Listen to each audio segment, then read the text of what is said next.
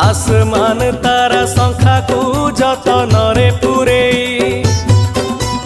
जेते कष्ट पछे पड़ुटी बाट चले आगेई